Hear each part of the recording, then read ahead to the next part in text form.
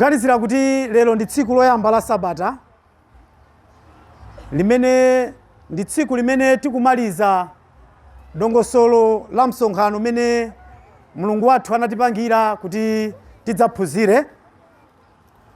Kotero kuti mnthawi ino tili ndi mutu mene ine nditengeko mbali makamaka kuti tiphunzire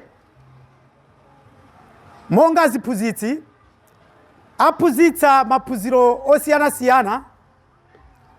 Ndiye kuti ine ndili ndi mutu menenso ndifuna nditengeko mbali yoti tiphunzitsane. Mutu menewu abale ambiri akhala akuphunzitsa, komabe ine ndachionabe kuti ndi chofunikiranso kuti ndiphunzitse mutu menewu. Mutu menewu ukutchedwa kuti njira ya kumoyo. Mutu mene tifuna tiphunzire ukutchedwa kuti njira ya kumoyo. Ndikuganizira kuti pamene tikukamba za njira sindikukamba za zinjira ayi,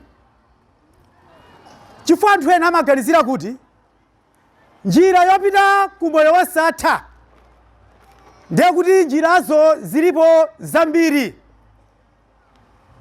Kotero kuti anthu ena amaganizira kuti wina akhoza kudutsa uku, wina akhoza kudutsa uku, koma tikakumana komweko. Iya isichocho. Ndi chifukwa chake ine ndaganizirapo kuti tiunikiranepo za njira imeneyi ya kumoyo.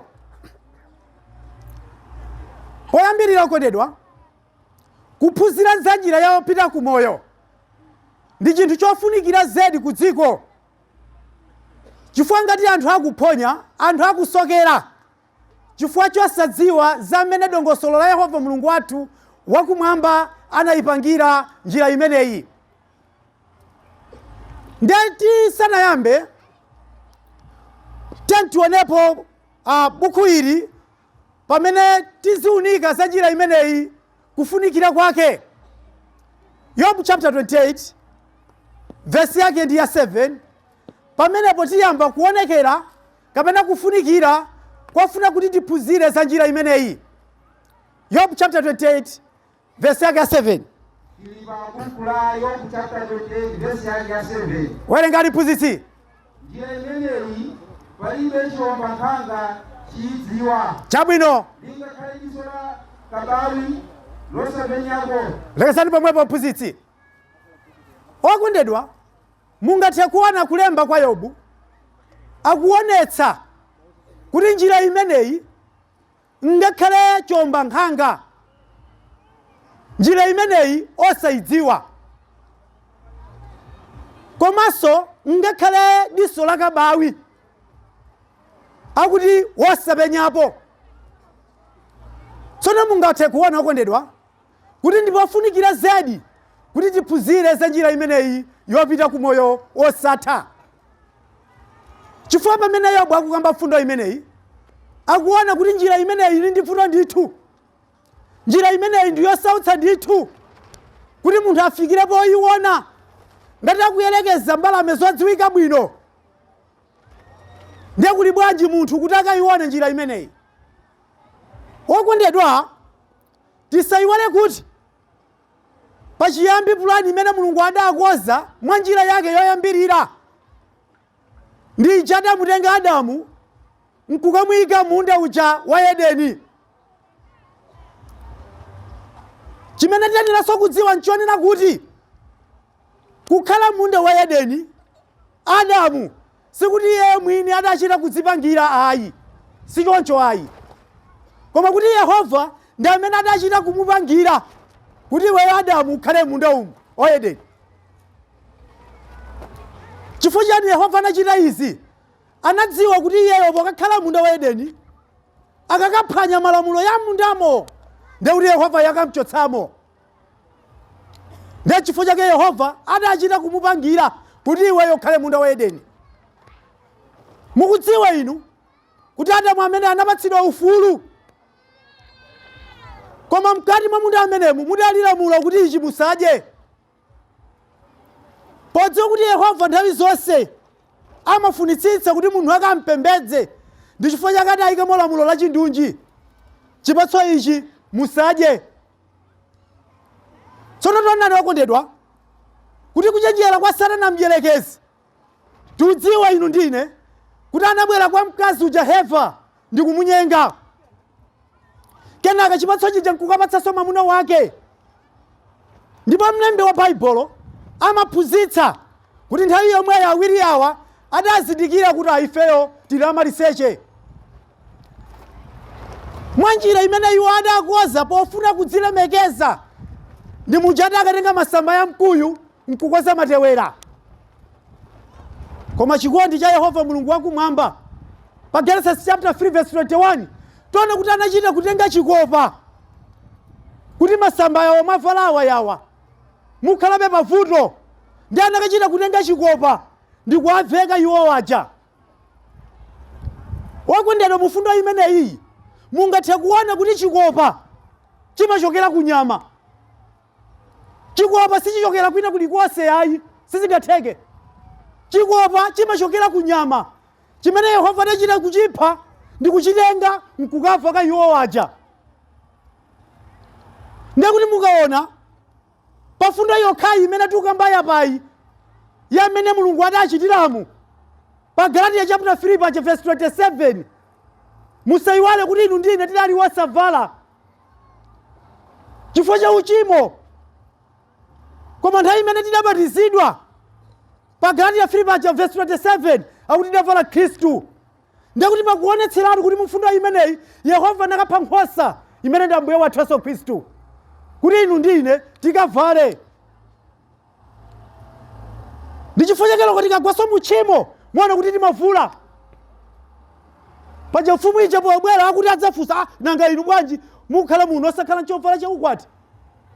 Ndikuti mufundo imeneyi pakuonetseratu ndithu kuti Yehova Mulungu wathu wakumwamba anachita chikondi kuti Adamu inu ngakhale mwachimwa koma ife titenge chikopachi tikuvakeni. Ndizo tsatira zake tiwerenge Genesis chapter 3 verse 23. Verse 23. Genesis chapter 3 verse yake ya 23. Verse 23. Yehova Mulungu anamtulutsa iye munda wa Edeni. Chabwino. Kuti alime nthaka mmene anatenga iye. Inde. Ndipo anamuyingiza munthuyo nakazika akerubi chakummawa kwake kwa munda wa Edeni ndi lupanga la moto lakuzungulira ponsepo lakusunga njira yaku mtengo wa moyo. Lezani pomwepo phunzitsi.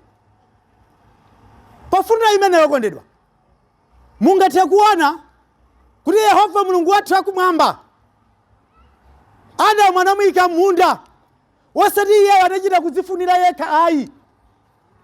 Atadya chipatso anamuyingitsa, mawu ena anamuthamangitsamo kumchotsa munda wa Edeni. Tsono Yehova anachita mwa njira yanji? Akuti anadziwa kuti nkutheka Adamu akhoza kubwereranso munda wa Edeni. Ndiye mlembi anena kuti anayika ekelube, komanso sadayika ekelube yokha, akuti anayika lupanga. Lupanga lija akuti limazungulira kusunga njira ija yakumtengo wa moyo. Ndikuti Adamu akafuna kulowa munda amaona kuti akuku kuli ekelube, uku kuli lupanga la moto likuzungulira, ndikuti amangokhala chete. Woti imfa idayamba kuchitika kunja kwa munda wa Edeni kumene kuti alibe moyo. Ndikuti njira ija yatsekedwa. Munthu alibenso umwayi woti akhoza kubwerera kukalowa munda wa Edeni. Ndi chifukwa chake Yobu uja amafunsa mafunso kuti taonani tsono chomba nkhanga wasadziwa, lokoso diso la kabawi wasapenyapo. Chifukwa chani? Chifukwa choti Yehova wayika chitetezo njira ija yakumtengo wa moyo. Ngati mukumbukira bwino ngakhale Yobu chapter 14 verse 14, Yobu anafunsa kodi munthu akafa adzakhalanso ndi moyo kodi? Chifukwa chani amafunsa mafunso awo? Pamene Solomon pa Mlaliki chapter 9 verse 5 amanena kuti wamoyo amadziwa kuti adzafa koma wakufa sadziwa kanthu b angoyiwalika sadzalandira mphotho. Chifukwa chani anthu amafunsa mafunso yawo? Amadziwa kuti njira ija yakumoyo ija ndiyotsekedwa, yosatsegulidwa, ili ndi chirerezo, inu ndine sitingabwerere monse. Ndetu nena kuti ndipofunikira zedi kuti inu ndine tiphunzire za njira imeneyi. Tikawerenga buku la Yohane chapter 3 verse 6 sitiwerenga.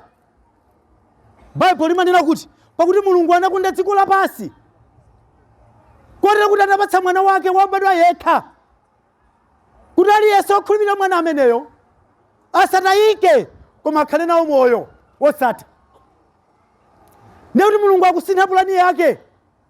Moyo uja unatayika munda wa Edeni ndiye kuti akuuyika mwa Yesu Khristu. Kuti inu ndine tikakhulupirira Yesu ameneyi, mpulumutsi ameneyi, moyo uja unatsekedwa munda wa Edeniwu ndiye kuti Mulungu waupereka mwa Ambuye wathu Yesu Khristu. Ndichifukwa mukhoza kuona pa Mateyu chapter 4 verse 17 Yesu anamba kulalikira tembenukani mtima chifukwa ufumu wakumwamba wayandikira. Funso la chidule, mukuganizira kuti Yesu asanabwere anthu adalotembenuka mtima? Ngati iye amene kuti tembenukani mtima chifukwa ufumu wakumwamba wayandikira anthu adalotembenuka mtima?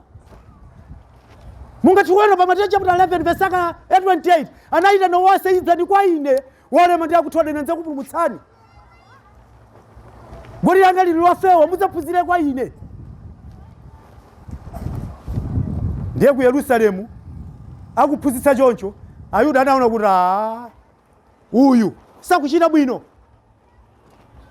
Chifukwa mu Yohane chapter 2 verse 19 ndi pamene amauza Ayuda ku Yerusalemu kuti kachisi inu omwe manga zaka 46 ife amene tikhoza manga masiku angati kodi? 3. Ndi Ayuda anaona kuti atenti mpachike amene Ambuye wathu Yesu Khristu akuphunzitsani ku dziko amayimbidwa milandu itatu ikuluikulu. Wina anaswa tsiku la Sabata limene kwa Ayuda linali loyeretsedwa. Chifukwa chachiwiri iye amene kuti ndine mwana wa Mulungu ndi anthu amadabwa kuti abambo wake Yosefe akhala mwana wa Mulungu bwanji. Chifukwa cha nambala 3 ndi chimene ndikukamba apachi anamutengera ku chiweruziro cha imfa. Ndiye mwana kuti ali pa mtanda. Tiwerenge ku buku la Yohane chapter 19 verse 34. Yohane chapter 19 verse 34. Verse 34. 34. Koma mmodzi wa asilikali anamgwaza ndi mpungo yake. Inde. Ndipo anatuluka pomwepo mwanzi ndi madzi. Chabwino mphunzitsi. Lekezani pomwepo. Munda wa Edeni mudali lupanga limene limatseka kuti munthu asalowemo. Koma Ambuye wathu Yesu Khristu ali pa mtanda, msilikali anakabaya Ambuye wathu Yesu Khristu munthiti. Chifukwa chani anakabaya munthiti? Wosabaya kuphazi, wosabaya kumutu. Chifukwa chani? Kodi Adamu Yehova Mulungu wathu wakumwamba anachosa munthiti? Anachosa munthiti? Imodzi. Msilikali wa nkhondo pokabaya mthupi la Ambuye wathu Yesu Khristu anakabaya samucha nthiti. Pacha nthiti m'buku lopatulika limayimira cha? Nthiti m'buku lopatulika limayimira cha? Mkazi. Mmenemo ndi mmene mudatuluka magazi komanso madzi. Msilikali samadziwa, amaona ngati kuti akupereka chilango, wosadziwa kuti iye akutsegula njira ija inatsekeka munda wa Edeni pokabaya mthiti pa. Ndiye kuti madzi yokhawo ndiye ubatizowo. Inonse mukalowa mu mpingo wa Ambuye wathu Yesu Khristu popanda ubatizo nkosatheka. Choyamba mumalandira ubatizo, mukabatizidwa mumalowa mu thupi. Thupira ndi mpingo wa Ambuye wathu Yesu Khristu. Gabu yatsekuka. Ndiye chifukwa chake Bible limanena kuti inu simudawomboledwe ndi siliva kapena golide. Ndi chifukwa chake mthitimo munatuluka magazi. Njira kuyitsegula. Pobaya iye ankwana ngati abaya zinthu zawamba. Wasadziwa kuti atsegula njira ija imene inatsekeka munda wa Edeni.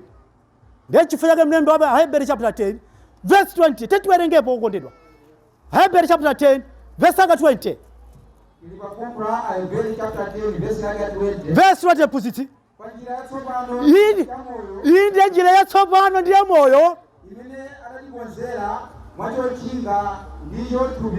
Lekesani pomwepo pusiti.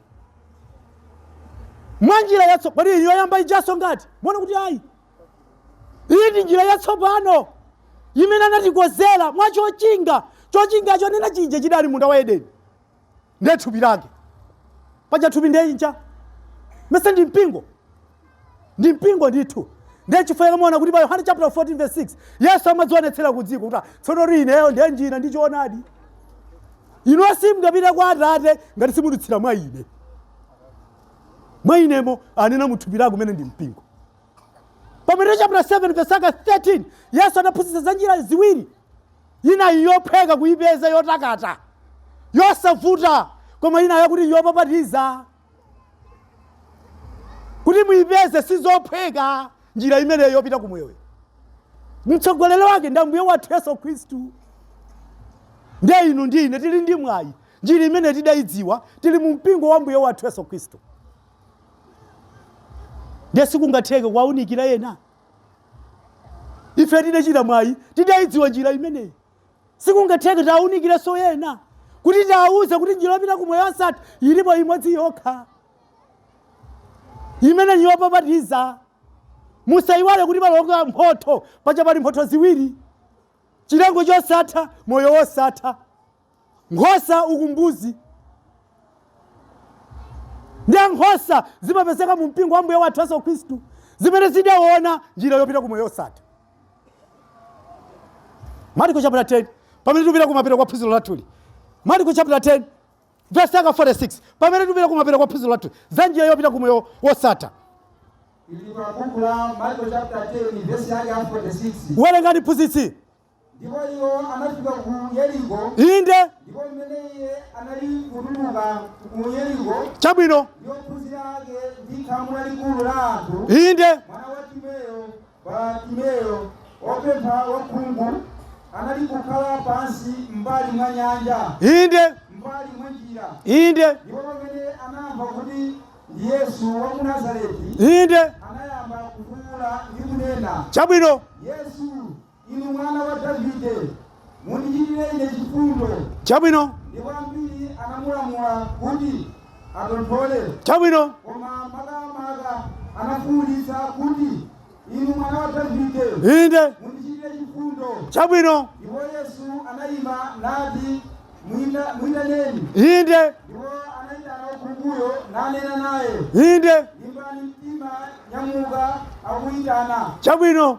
Ndipo iye anataya chifundo chake nasusuka nadza kwa Yesu. Chabwino. Ndipo Yesu anamuyankha nati ufuna kuti ndikuchitire chiyani? Inde. Ndipo wakhunguyo anati kwa iye. Inde. Raboni. Inde. Ndiye kuona kwanga. Lekesani pomwepo mphunzitsi. Okondedwa pa fundo imeneyi tingathe kukhala ndi chinthu chachikulu.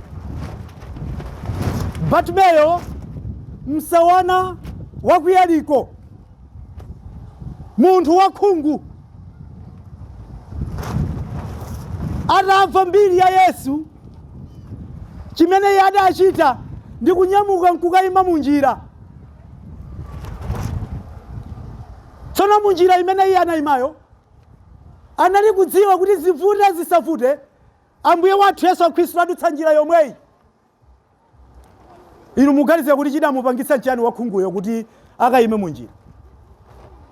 Munthuyo ndi wosaona koma nkuganiza kunyamuka nkukayima mu njira. Inu muganizira kuti chidamupangitsa chiyani nkumadziwa kuti na pano pokha ndayima pano na amene zivute savuta adutsa njira iyi chidamupangitsa ndi chani.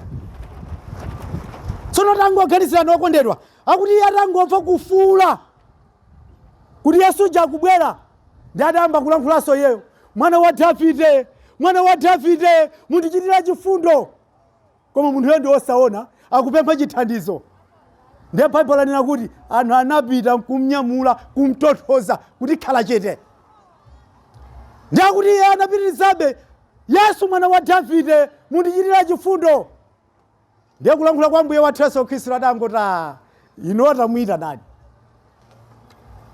Atamwita nani? Akuti adaponya chofunda chake kunyamuka mozunzika nkukafika kwa Yesu. Ndiye Yesu anamuwuza kuti alimba mtima. Ndikuchitire chiyani? Inu apa pamene takhaliramo mwayi umene utapatsira kwa inu mkhozi yankha kuti akuchiteni chani? Tinene chilungamo. Wena umphawi litho. Nyumba zogona sikidzi. Wena sotachoka wapasi kujubwera kuno. Ndiye mpulumutsi wa dziko lonse lapasi. Mabezi yonse mumaonawa, kazi nyumba mumaziona zindi zake zeyeyo. Ndiye akupatsani umwayi kuti inu atasankha nkodi ndikuchitire chiyani? Mukuona Bartumeyu chimene akusankha ndilandire kuti Ona. Inu ndine tinaona? Tinaona? Kodi Yesu Yesu adanenapo kuti zimene maonazi anenera ambiri ankalaka kurara. Koma sadazita.